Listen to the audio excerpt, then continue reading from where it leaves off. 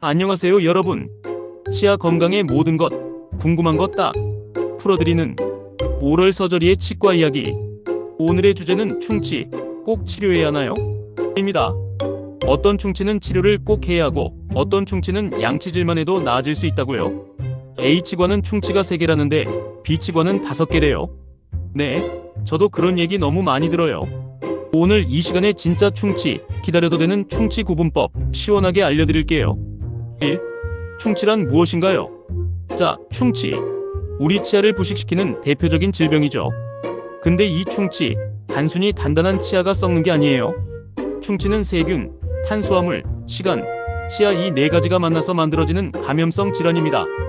특히 세균막이 설탕이나 다른 당류를 먹고 젖산을 만들어내요. 이 산이 치아를 녹여서 부식시키는 거예요. 이걸 탈해라고 하는데 우리 타액이 이걸 재광화하면서 복구도 해요. 질문. 그럼 충치는 늘 진행되기만 하나요? 아닙니다. 충치는 진행과 멈춤을 반복하는 역동적인 질환이에요. 즉, 충치가 항상 계속 나빠지는 게 아니라 좋아질 수도 있다는 뜻이죠. 2. 치료가 필요한 충치와 기다릴 수 있는 충치. 첫 번째, 치료가 반드시 필요한 충치. 자, 먼저 이건 무조건 치료해야 합니다인 충치부터 볼게요. 구멍이 생겨서 안으로 움푹 들어간 충치. 일단 구멍이 생겼다면 무조건 치료해야 돼요. 충치가 치아를 뚫고 들어가면 그 부분은 스스로 회복이 안 됩니다. 특히 상아질까지 들어갔거나 통증, 찬 음식에 민감한 경우는 이미 신경 가까이 갔을 수 있어요. 이런 경우 치료 안 하면 신경치료까지 갈 수 있어요. 절대 방치하시면 안 됩니다. 인전면 충치. 치아 사이에 생긴 충치는 보이지도 않고 자가 진단도 어려워요. 방사선 사진으로만 확인되는데 이게 이미 상아질까지 간 경우가 많아요. 상아질까지 간 충치는 치료가 필요합니다. 치근면 우식. 잇몸이 내려가고 노출된 치근 부분에 충치가 생기는 경우 이 부위는 속도가 아주 빨라요. 이건 발견 즉시 치료가 필요해요. 두 번째, 치료 안 하고 기다려 볼 수 있는 충치. 자, 반대로 꼭 치료 안 해도 되는 경우 있습니다. 화이트 스팟. 치아에 분필가루 같은 불투명한 흰 반점처럼 보이는 초기 충치를 말하는데 치아 표면이 탈해가 된 상태예요.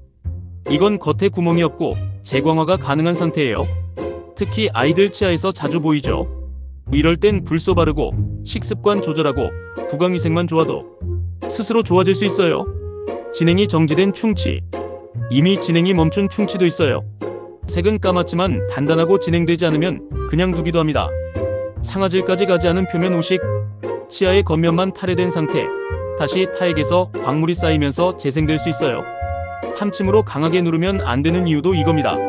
표면 깨지면 진짜 충치가 되거든요. 3. 재광화를 위한 관리 팁. 그럼 치료하지 않고 기다릴 수 있는 충치를 위해선 뭘 해야 할까요? 가장 먼저 불소 활용을 추천드려요. 불소는 치아 표면을 단단하게 해줘서 탈해의 저항성을 갖게 해요. 치약은 불소를 포함한 치약을 쓰시는 것이 좋아요. 불소 바니쉬, 불소가글, 불소 젤 도포도 좋아요. 특히 불소는 침분비가 감소하여 재광화 없이 탈해만 일어나서 입안 전체에 충치가 생기는 두경부 방사선 치료 환자에게 매우 도움이 돼요. 두 번째는 식습관 조절을 추천드려요. 특히 당분은 충치 세균들이 산성 물질을 만드는 원료이기 때문에 식사 후 치아 표면의 pH가 빠르게 낮아져 탈해를 일으켜요. 특히 탄수화물만 있는 간식이 더 좋지 않아요. 식사 후에는 빠른 양치질과 치아 사이의 치실이나 치간 칫솔질이 꼭 필요해요. 탄산음료나 산성 음식을 피하는 것이 재광화에 도움이 됩니다. 탄산음료나 산성 음식은 치아의 탈해를 촉진시킬 수가 있어요. 세 번째, 입안을 건조하지 않게 해줘야 해요. 타액이 치아를 단단하게 만드는 재광화의 핵심이에요. 물을 자주 마시고 입마름을 유발하는 약물 조심해야 해요. 마지막으로 정기검진 받기. 특히 어린이, 교정 중, 구강건조증 있는 분들, 엑스레이로 보이지 않는 충치까지 체크하는 것이 필요해요. 이분들은 재광화보다 탈해 가능성이 높아서 충치가 생기기가 쉬워요. 4. 꼭 알아야 할 진단 팁. 치과에서 충치를 진단할 땐 여러 방법을 써요. 육안으로 색상의 변화와 구멍의 유무를 확인해요. 치아 표면이 젖었을 때와 말랐을 때 모두를 확인해요. 탐침으로 좁은 곳을 촉진해봐요. 하지만 조심스럽게 시행해야 해요. 아직 구멍이 나지 않은 재광화가 일어나고 있는 곳은 약하기 때문에 탐침으로 힘을 주면 구멍이 생길 수 있어요. 방사선 사진이 가장 중요한 방법이에요. 특히 인전면 우식을 찾을 때는 교육촬영법을 강력 추천합니다. 충치를 진단하는 특수 장비도 있어요. 이것은 육안으로 찾기 어려운 충치를 찾아내거나 치과 의사마다 주관적일 수 있는 진단 기준을 객관적으로 판단해주기 때문에 유용하게 쓰여요. 충치를 염색해서 색깔로 나타내주는 염색 시약도 있어요. 이 시약은 특히 충치 세균에 감염된 상아질인지 색깔만 변한 상아질인지 구분을 할 때 정말 유용해요. 변색된 상아질을 모두 제거하면 좋겠지만 치수강이 가까울 때는 제거하지 않아도 될 상아질을 제거하면 좋지 않아요. 떼어도 될 치아를 신경치료와 크라운을 하게 될 수 있기 때문이에요. 충치를 진단하는 많은 방법과 도구가 있어요. 하지만 무엇보다 중요한 건 경과 관찰이 가능한 병소인지 진행성 병소인지 구분하는 안목입니다. 자, 그럼 Q&A로 요약해 볼게요. 질문: 그럼 충치가 10개라고 진단받았는데 다른 치과에선 5개라고 하면요? 그건 충치가 있다 없다라는 게 아니라 치료가 필요한 충치의 기준이 다를 수 있는 거예요. 치료가 필요한 충치, 기다릴 수 있는 충치 구분 기준이 다르기 때문이죠. 질문: 아이 충치는 더 빨리 치료해야 하나요?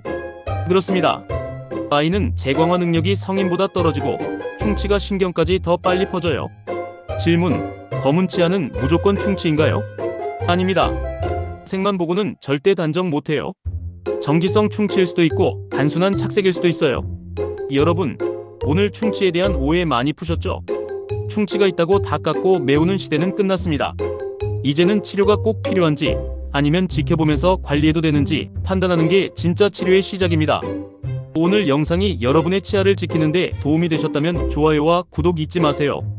다음에도 알기 쉽고 정확한 치과 이야기로 돌아올게요. 지금까지 오럴 서절이었습니다. 감사합니다. 안녕히 계세요.